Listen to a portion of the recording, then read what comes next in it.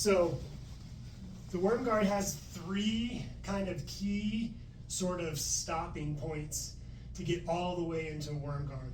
And so there's ways to get out at every stopping point. The first one, the real simple one, is that what I see people do when someone grabs their lapel is they do this. And they go ahead and hold on to it. They get in this tug of war like that, where they just try to pull this thing out. If you really want to get this grip loose, again, you need counter pressure.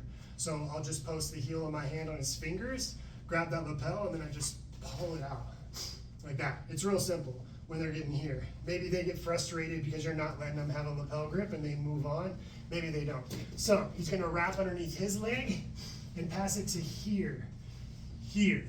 Now, this is not super high percentage when it's here. This is more about control for him than it is danger for me. But sometimes when it's here, because you can see his hand's already going over, so he can pass it to this hand. Sometimes you can post your elbows on your knees and then just get underneath this elbow like this, and then just pick up on this elbow.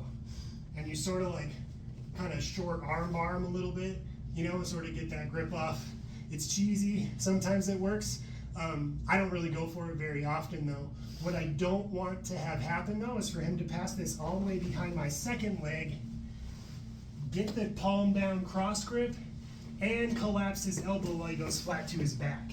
Because if I get here, then he's kind of got me dead to rights right here.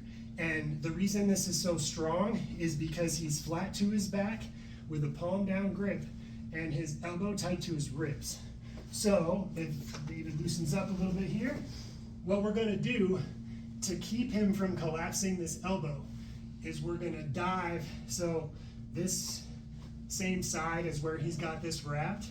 We're gonna dive, this hand goes underneath his armpit, and then I grab his far collar down here. So the one that's cross body, like closer to the floor.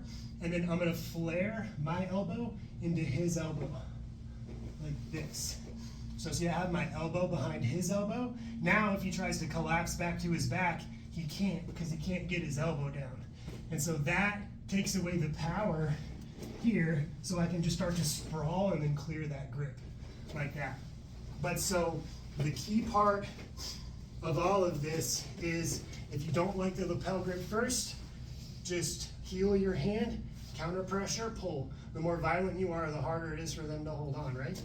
So pass, we might be able to catch here, but it's not like super effective. But as soon as he starts passing, right away, I'm going into his armpit, get a grip on that far lapel, and then flare my elbow against his elbow like this. And that'll really make him, want to let go with this hand for sure.